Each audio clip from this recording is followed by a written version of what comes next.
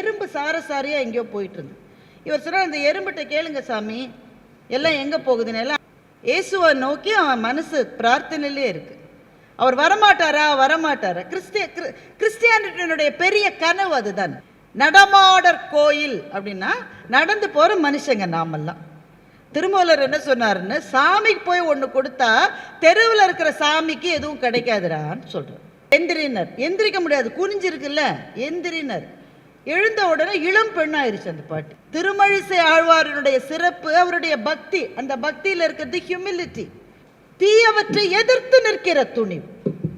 அதை எதிர்த்து நிற்கிறவங்க தான் இந்த இன்டெலெக்சுவல்ஸ். திருமழிசை ஆழ்வார் ஒரு கோவிலில் இருந்தார்.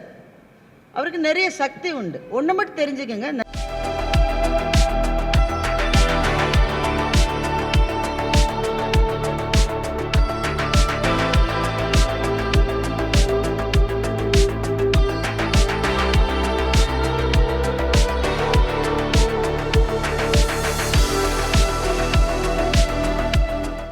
உனக்கு நான் நேற்றுக்கு தானே பால் அபிஷேகம் பண்ணினேன். பண்ணினேன்னா இல்லையா? பால் விலை என்ன சும்மாவா இருக்கு? எத்தனை வாங்கி கொட்டினேன். நீ எனக்கு கொடுக்காம இந்த போஸ்ட் அந்த ஆளுக்கு கொடுத்துட்ட அப்படின்னா அது பக்தி கிடையாது. That's not faith. வியாபாரம் கிடையாது. அதனால் பெரிய சக்தி, ஒரு பிரபஞ்ச சக்தி இருக்கு. அது என்னை புரிந்து கொண்டு என்னுடைய குரலை கேட்டு என்னுடைய கேள்வியிலே என்னுடைய வேண்டுதலிலே நியாயம் இருந்தால் அது நடத்தி கொடுக்கும். இதுதான் நம்பிக்கை. உயிர்களிடத்து அன்பு வேண்டும், தெய்வம் உண்மை என்று தான் அறிதல் வேண்டும், வைரமுடைய நெஞ்சு வேண்டும், இது வாழும் முறைமையடி பாப்பா என்று மகாகவி பாரதி சொன்னார். அதுதான் அங்கே இருக்கு, ஃபெய்த், ஹோப் அண்ட் சேரிட்டி. என்னால் பின்னாடி திரும்பி இதை பார்க்க முடியல, இப்போ தான் நான் பார்க்குறேன். Brotherly love, relief and truth. இந்த தத்துவங்கள் தான் அடிப்படை. இதில் இருக்கிற அன்பு என்பது தான் அடிப்படை. அதைத்தான் உங்களினுடைய சொசைட்டி சொல்லி கொண்டிருக்கிறது. அதில் திரும்பவும் அந்த ஹோப்புக்கு வரலாம். I will spend one more minute on that. ஐயா அதை பற்றி சொன்னார். அழகான ஒரு ஆழ்வார் பாசுரத்தை அவர் எடுத்து காமிச்சார். திருமழிசை ஆழ்வார்னு ஒருத்தர் இருந்தார் பக்கத்தில், காஞ்சிபுரத்தில். திருமழிசை ஆழ்வார் ஒரு கோவிலில் இருந்தார். அவருக்கு நிறைய சக்தி உண்டு. ஒன்று மட்டும் தெரிஞ்சுக்கங்க, நிறைய சக்தி இருக்கிற மகான்கள் பெரும்பாலும் அதை வெளியே சொல்ல மாட்டார், அதை காமிச்சிக்கவே மாட்டாங்க. எப்போ வெளிப்படும், ஆனால் அவங்களா போய் அதை பெரும்பாலும் செய்வது இல்லை. திருமழிசை ஆழ்வாருடைய அவர் இருக்கிற இடத்துல ஒரு வயசான பாட்டி தினம் அந்த இடம்லாம் கூட்டி பெருக்கி அவருக்கு ஏதோ சாப்பாடு பண்ணி கொடுக்கும். அதை ஒரு சேவையாக நினச்சி அந்த கேள்வி செஞ்சுது. அதுக்கே ரொம்ப முடியல, முதுகே வளைஞ்சிருச்சு. நடந்தாலே முதுகு தலை கீழே இருக்கு, நடந்தால் தலை கீழே இருக்கு, ஏன்னா அவ்வளோ வளைஞ்சிருக்கு, முடியாமல் செய்யுது. இவர் பார்த்தாரு, ஏன் இவ்வளோ கஷ்டப்படுற, உங்களுக்கு செஞ்சா அது உள்ளே இருக்கிற பெருமாளுக்கு செஞ்சா போல. இவர் உடனே சரி எந்திரினர். எந்திரிக்க முடியாது, குனிஞ்சிருக்குல்ல, எந்திரினர். எழுந்த உடனே இளம் பெண்ணாயிருச்சு அந்த பாட்டி, இளம் குமரி ஆயிடுச்சு. அதுக்கே நம்ப முடியல. என்னடா அதோட இந்த கிழவிக்கு ஒரு மருமகள் இருந்தால் எவ்வளோ கோவப்பட்டிருக்குன்னு பாரு. அது தெரியல, இருந்ததா இல்லை தெரியல, அதெல்லாம் வரலாறுல இல்லை. இருந்தா சும்மா கற்பனை தானே, எவ்வளோ வருத்தப்பட்டிருக்கும். ஒரு பொண்ணு இருந்தால் அதை விட வருத்தப்பட்டிருக்கும். ரொம்ப இளம் குமரி ஆயிடுச்சு, தெருவெல்லாம் போகுதே, யார் இந்த பொண்ணு, இதுதான்ப்பா அந்த கிழவி. ஊரெல்லாம் செய்தி பரவிருச்சு. அந்த ஊர் ராஜாவுக்கு வயசாயிருச்சு. அவ உடனே, அந்த கிழவியை குமரி ஆக்க முடியும்னா என்னையும் இளைஞன் ஆக்கலாம் தானே. யார் ஆக்கினது? திருமழிசை ஆழ்வார். அவரை கூப்பிடு. அவரெல்லாம் வரமாட்டாருங்க, அரசர் கூப்பிட்டாலாம் வரமாட்டார். கூடவே ஒருத்த சுற்றிட்டு இருக்காரு. அவன் பேர் என்ன? கனிகண்ணன், அவருடைய அசிஸ்டண்ட். கனிகண்ணனை கூட்டிகிட்டு வா. கனிகண்ணன் வந்தான். உங்கள் ஆளை கூப்பிட்டு என்னையும் இளைஞனாக்கு. சார் ஆளை செய்ய மாட்டார். நான் சொல்கிற செய்ய சொல், நீங்கள் சொன்னாலும் செய்ய மாட்டார். நான் அரசன்பா, நீ அரசனாகவே இருந்தாலும் செய்ய மாட்டார். உடனே அவனுக்கு கோவம் வந்துருச்சு இந்த ராஜாவுக்கு. அவன் இன்றைக்கு டெமோக்ரஸிலேயே அந்த மாதிரி சொல்ல முடியாது. அரசர்கள் ஆண்ட காலத்தில் சொல்ல முடியுமா? நீ நாட்டை விட்டு போன்ட்டார். கனிகண்ணனை நாடு கடத்திட்டான். யாரு? ராஜா. ஸோ கனிகண்ணன் போயிட்டான். திருமழிசை ஆழ்வார் என்ன பண்ணாரு? அவரும் போகிறார். அவன் போன பிறகு நான் ஏன் இருக்கணும்? அவரும் போகிறவர் சும்மா போகலைங்க, போகிறவர் போக வேண்டியது தானே. பெருமாள் படுத்திருக்கார். பாம்பனை மேலே பெருமாள் அங்கே படுத்திருக்கார் கோயிலில்.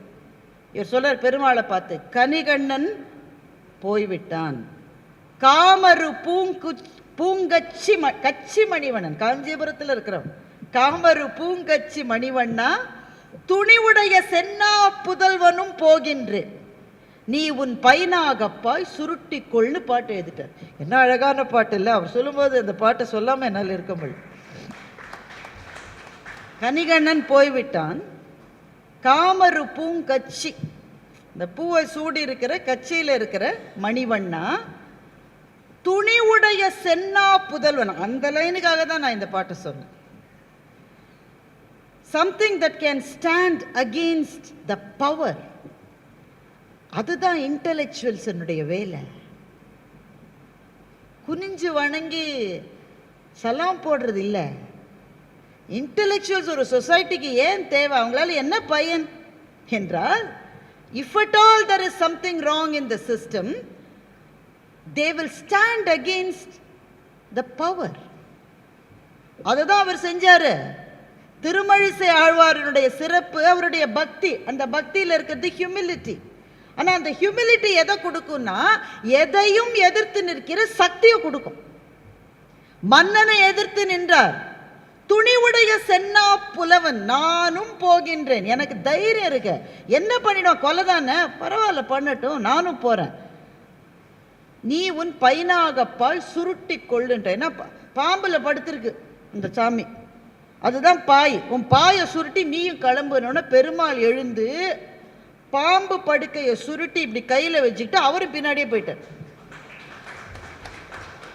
பைனாகப்பாய் சுருட்டுன்னு கடவுளுக்கு ஒரு கட்டளை இட முடியும்னா எவ்வளவு ஃபெய்த் ஹோப் இருந்தால் சொல்ல முடியும். இல்லாட்டி சொல்ல முடியாது. அவர் போன பெருமாள் போனோன்னா ஊர் என்னாகும்? ஊரே இருண்டு போச்சு. பெருமாள் போனா லக்ஷ்மியும் பின்னாடியே போயிடுவாங்க தானே. லக்ஷ்மியும் பின்னாடியே போயிட்டா உத்தண்டி காய்ச்சல் இல்லை, ஊரே இருண்டு கிடக்கு. மன்னன் சொன்னா, ஐயோ என் ஊரில் எல்லாமே போயிடுச்சு, ஏன்னா பெருமாள் போயிட்டாரு, பின்னாடியே லக்ஷ்மி போயிடாது, திரும்பி வர வைங்க, நீ போய் அந்த ஆள் காலில் விழியா, ஒன்னால தான் என் எல்லாம், நீலாம் எங்கே இருந்தா என்ன, ஓல்டாக இருந்தானே, எல்லாம் ஒன்று தான் அப்படின்னு ஊரில் இருக்கிற. அப்படி சொல்லியிருக்க மாட்டாங்க, கொஞ்சம் வேறு வேறு வார்த்தைகளில் சொல்லியிருப்பாங்க. உடனே போய் அவர் திருமழிசை ஆழ்வார் காலில் வந்து, மன்னிச்சிருங்க தெரியாமல் சொல்லிட்டேன், திரும்ப நீங்கள் ஊருக்கு வரணும், நீங்கள் வந்தால் தான் பெருமாள் வருவார். இவர் சொல்ல, அப்போ கனிகண்ணனை முதல்ல கூப்பிடு. கனிகண்ணன் காலில் வந்து அவன் போயிட்டான். கனிகண்ணன் போயிட்டான், திருமழிசை ஆழ்வார் போயிட்டாரு. பெருமாளுக்கு இன்னும் உத்தரவில்லை, அவர் வெளியே நிற்கிறார். இவர் சொல்றாரு, வாயாயோ, கனிகண்ணன் போக்கொழிந்தான். போக்கொழிந்தானா போல, கனிகண்ணன் போக்கொழிந்தான், காமரு பூங்கச்சி மணிவண்ணா துணிவுடைய சென்னா புலவன் யானும் போக்கொழிந்தேன், நீ உன் பைனாகப்பாய் விரித்து கொள்ளுன்ட்டார். உடனே பெருமாள் திரும்ப வந்து பாம்பை திரும்ப விரித்து படுத்துட்டார். அவர் வந்த உடனே லக்ஷ்மி வந்துட்டா, ஊரில் திரும்ப செழிப்பு. எவ்வளோ அழகு பாருங்க. அழகுக்கு பின்னாடி எத்தனை விஷயங்கள் இருக்கு. பக்தி என்பது பணிவை தரும். ஏன்? அப்போதான் தெரியும், இந்த பிரபஞ்சத்தில் இருக்கிற ஒரு பிரம்மாண்டத்துக்கு முன்னாடி நான் எதுவுமே இல்லைன்னு தோன்றுகிற இடம் தான் பக்தி. அது அவங்க சொன்ன அந்த 5 ஸ்கிரிப்சர்ஸ்லயும் எப்படி இருக்கு பாருங்க. எல்லாத்துலேயும் எந்த மதமாவது நீ அப்படி நில்லுன்னு சொல்லுதா? எல்லா மதமும் பணிவா இருந்தா சொல்லுது. அந்த பணிவுக்குள்ள துணிவு வரும். எந்த துணிவு? தீயவற்றை எதிர்த்து நிற்கிற துணிவு. அதை எதிர்த்து நிற்கிறவங்க தான் இந்த இன்டெலெக்சுவல்ஸ்.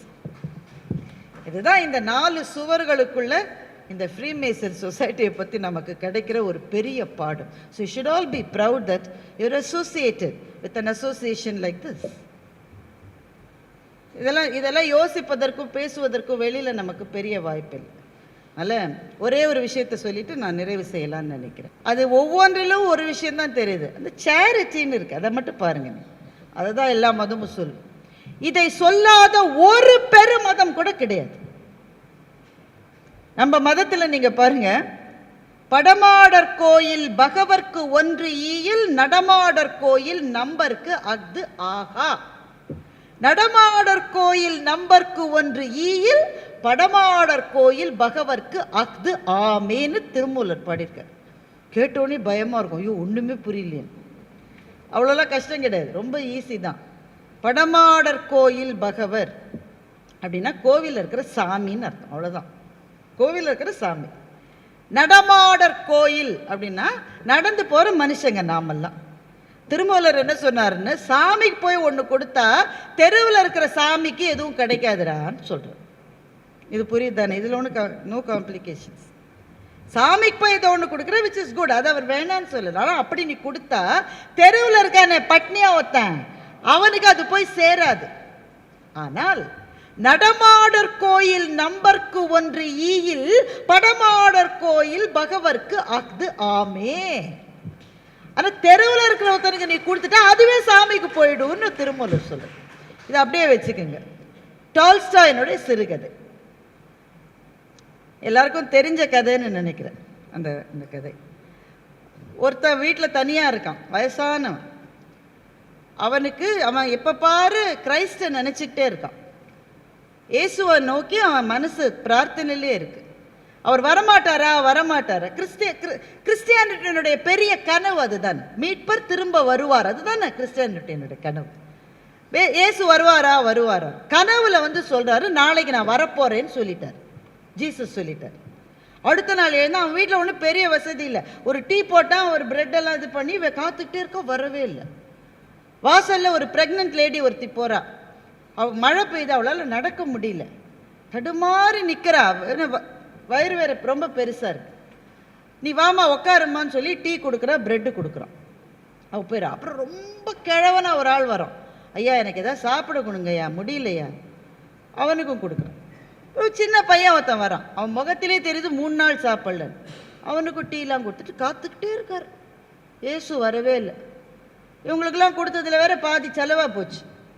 அதை வச்சு படுத்துட்டார். படுத்தா கனவுல திரும்ப இயேசு வருகிறார். நீ வரேன்னு சொல்லிட்டு வரலையே, ஏமாத்திட்டியே. நான் வந்தேன்னு. எங்க வந்தேன்? நான் தான் வீட்டு வாசல்லே இருந்தேன்னு. நான் வந்தேன், சாப்பிட்டேன். நீங்க எங்க வந்தீங்க? நான் தான் பார்த்துக்கிட்டே இருந்தேன். நீங்க வரவும் இல்லை, சாப்பிடவும் இல்லை. ஒரு கர்ப்பிணி பெண்ணாக நான் தான் வந்தேன். ஒரு வயசான தாத்தாவா நான் தான் வந்தேன். ஒரு குழந்தையாவும் நான் தான் வந்தேன். ஒரு தடவை சாப்பிடல, உன் வீட்டு சாப்பாட்டை 3 தடவை சாப்பிட்டேன்னு இயேசு சொன்னதாக டால்ஸ்டாய் ஒரு கதை எழுதிக்கிட்டு. நீங்க இஸ்லாமை எடுத்துக்கிட்டா ஈகை என்பது தான் அது, வேற அதை தாண்டி எதுவும் இல்லை. ஈகை தான் பெரிய பண்டிகையை ஈகை திருநாள்னு தான் சொல்லுவோம். அது பேரு ஈகை திருநாள் தான். அதே தான் குருநானக் சொல்வதும் அதே தான். ஜொராஸ்ட்ரியன் மதம் சொல்லுவதும் அதே தான். எல்லா மதமும் மிக தொன்மையான சீன மதம், அதில் இருக்கிற ஒரு கதை, எல்லாருக்கும் தெரிஞ்ச கதை தான். ஒரு ராஜா தான், ரொம்ப அவனுக்கு பவர் ஜாஸ்தி. சைனாவுடைய ராஜானா உலகத்தில் பாதி பாப்புலேஷனுக்கு அவன் தான் ராஜா. என்ன பவர்? நம்ம ட்ரம்ப்பை விட அதிக பவர். அப்போ இந்த வீடியோ வெளில போட்டுறாதீங்க, அடுத்த தடவை அமெரிக்காவுக்கு நான் போன பிரச்சனை இருக்கு. அவன் ஒரு பெரிய ஊர்வலம், வருஷத்துல ஒரு நாள், நீங்க இந்த ஜூன் 24 நடத்துற மாதிரி அந்த ராஜா வருஷத்துல ஒரு நாள் தன் பிறந்த நாளை கொண்டாடுவார். அவருக்கு ஊரே கூடி அவர் மாளிகையில் போய் சாப்பிடும். அவருக்கு பக்கத்தில் ஒரு ஞானி இருந்தார். அந்த ஞானிக்கு எல்லா பாஷையும் தெரியும். பறவைகளினுடைய மொழி, எறும்புகளினுடைய மொழி, சிங்கத்தோட மொழி எல்லாம் தெரிந்த ஞானி இருந்தார். இவங்கெல்லாம் கூட்டமாக சாப்பிட போகும்போது எறும்பு சாரசாரியாக எங்கேயோ போயிட்டு இருந்து. இவர் சொன்னார், அந்த எறும்பிட்ட கேளுங்க சாமி, எல்லாம் எங்கே போகுதுன்னு. எல்லாம் அரண்மனைக்கு தான் வருது, அதுவும் அங்கே தான் சாப்பிடும். இவர் எறும்பிட்ட பேசுகிறார். ராஜா, அது உங்கள் வீட்டுக்கு வர சொல்கிறச்சே பயம், தழுத்தை வெட்டிடுவானோ. அது இங்கே உங்கள் ஊருக்கு வரலையா? வேற எங்கே போகுது கேளுங்க எறும்புக்கிட்ட. வேற ஒரு இடத்துக்கு போகுது. சரி, பின்னாடியே போய் பார்க்கலாம். அது என்ன, என்னோட மாளிகையில் விட பெரிய விருந்து இன்னைக்கு எங்கே நடக்குது? எறும்புக்கு பின்னாடியே போய். எறும்புக்கு பின்னாடியே போனால் ஒரு திராபையாக ஒரு குடிசைக்கு போய் நிற்குது. அவன் எறும்பிட்ட கேட்குறான், ஏன்பா அங்கே நல்ல சாப்பாடு இருக்குது, அதை விட்டுட்டு இங்கே ஏன் சாப்பிட்றேன்னு. இதுதான் நல்ல சாப்பாடுங்குது எறும்பு. எப்படி சொல்கிற? இந்த வீட்டில் இருக்கிறவன் அவனுக்கு இருந்தது ஒரே ஒரு ரொட்டி தான், அதை சாப்பிட போனான். அந்த நேரத்தில் ஒரு பிச்சைக்காரன் வந்துட்டான், தன்னோட ரொட்டியை அவனுக்கு கொடுத்துட்டான். அந்த கொடுக்குறப்போது அந்த ரொட்டியில் கொஞ்சம் கீழெல்லாம் சிந்திருக்கு. அதை சாப்பிட வரோம். அதில் இருக்கிற சுவை ராஜாவினுடைய விருந்தில் இருக்காது என்று இருந்துச்சு. இந்த மாதிரி நிறைய கதை இருக்குது. மகாபாரதத்தில் ஒரு கீரியினுடைய கதை இதே கதை தான். இந்த கதைகள் எல்லாம் எதை சொல்லுங்க? ஒரே ஒரு விஷயத்தை தான். ஒரு எந்த சமயமும் நமக்கு சொல்லுவது ஒரு விஷயம்தான்.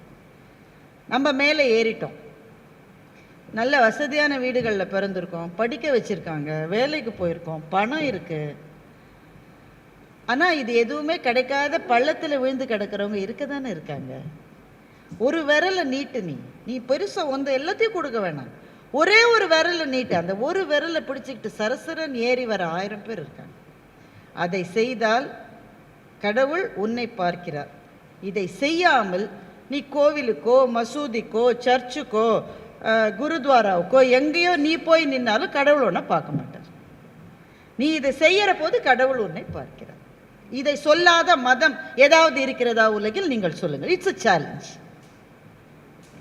இதை சொல்லாத ஏதாவது ஒரு மதம் இருக்கிறதா? கிடையாது. அதனால நீங்க சொல்லுகிற அந்த faith, hope and charity. Charity என்றது எல்லாரையும் சேர்த்துக்கிறது. Ramakrishna Paramahamsa and Sharda Ma were in their home in Calcutta. So he had lot of disciples. So everything that he is talking to his disciples, Sharda Ma used to listen and react in some way. She can't speak, she won't speak, but she will send out a reaction that he is able to hear or listen to wherever he is sitting. So that day she was using a moram. அது என்ன இங்கிலீஷ்லன்னு எனக்கு தெரியல. You know what is a moram? And that you use to purify rice and other things. Our villages use this. And a filter. Filter is a jallada, what we use. உங்கள் பிள்ளைங்கள்ட்ட போய் கேட்காதீங்க, அவங்களுக்கு தெரியாது. They have never seen a jallada. So she was using a moram and a jallada. What is the moram? What does it do? I think it purifies the rice or the wheat by sending out the dust particles. It retains the good rice and sends out the dust particles. What does the filter do? Filter retains the bad elements or the dust and sends out the good things to the next pan. So Shardama was using both, and Paramahamsa said, we all must be like the moram. Retain good things with you, send out bad people. We should not be like the filter or the jallada. You can't retain bad things and send out good things. We all must live like that moram. When he said that, his students loved this example. But there was no reaction from Sharadama. So he said, why are you not reacting? Was I wrong? Sharadama said, as long as it comes to the people who are here, there is nothing like good or bad. Everybody is our children only. So why send out anybody? Let's take in everybody. That's what Sharadama said. So this is the basic of every religious philosophy in this country. And that's what you're celebrating here by saying these are the fundamental principles. These are the intellectuals who will uphold these. But for these intellectuals to remain as intellectuals, they must have these qualities. And then all of this will go and surrender in the brotherhood of the humanity. That's what Ramayana said. Kamba Ramayana said, Raman சொன்னாரு, குகனுடும் ஐவரானோம். 4 பேர் தானே அவங்க. குகனுடும் ஐவரானோம், குன்று சூழ்வான் தன் மகன். குன்று சூழ்வான் தன் மகன் சுக்ரீவன். குன்று சூழ்வான் தன் மகனுடன் அருவரானோம். எம்முழை அன்பின் வந்த அகனமர் காதல் ஐய, அது விபீஷணனுக்கு, நின்னுடன் எழுவரானோம். புலனரும் கானம் தந்து புதல்வரால் பொலிந்தான் நுந்தை. விபீஷணன்ட்ட சொல்றாரு, நாங்கள் 4 பேர் தான் ஒன்னா பிறந்தது. குகன் வந்தவுடனே 5 பேர் ஆயிட்டோம். சுக்ரீவன் வந்தவுடனே 6 பேர் ஆயிட்டோம். விபீஷணா நீ வந்தவுடனே 7 பேர் ஆயிட்டோம். இப்போ எங்க அப்பா ஏற்கனவே போயாச்சு வானத்துக்கு. எங்க அப்பா இந்த 7 பிள்ளைகளை நினைச்சு பெருமைப்படுறாருன்னு ராமன் சொன்னார். அப்ப 7 குகனை சகோதரனா ஏற்றுக்கொள்ள முடிகிறது. ஒரு வானர குலத்தை சேர்ந்த சுக்ரீவனை சகோதரனா ஏற்றுக்கொள்ள முடிகிறது. இவருக்கு தீமை செய்தவனுடைய தம்பியான விபீஷணனை தம்பியாக ஏற்றுக்கொள்ள முடிகிறதுன்னா the absolute brotherhood has been explained in all our scriptures. யாரையும் சகோதரனா சகோதரியா ஏத்துக்க முடியும். ஒன்னே ஒண்ணுதான் வேணும். என்ன? உங்க மனசுல கொஞ்சம் இடம் வேணும். அதுதான் கண்ணதாசன் சொன்னாரு, மனம் இருந்தால் பறவை கூட்டில் மான்கள் வாழலாம், வழி இருந்தால் கடுகுக்குள்ளே மலையை காணலாம், துணிந்து விட்டால் தோளில் எந்த சுமையும் தூக்கலாம், மனம் மனம் அது கோவிலாகலாம், மனத்தை கோவிலாக கொண்டாடுகிற உங்களினுடைய அமைப்பு எல்லா நலன்களும் பெற்று திகழ என்னுடைய பிரார்த்தனையை பதிவு செய்து இந்த வாய்ப்புக்கு நன்றி சொல்லி முடிக்கிறேன்.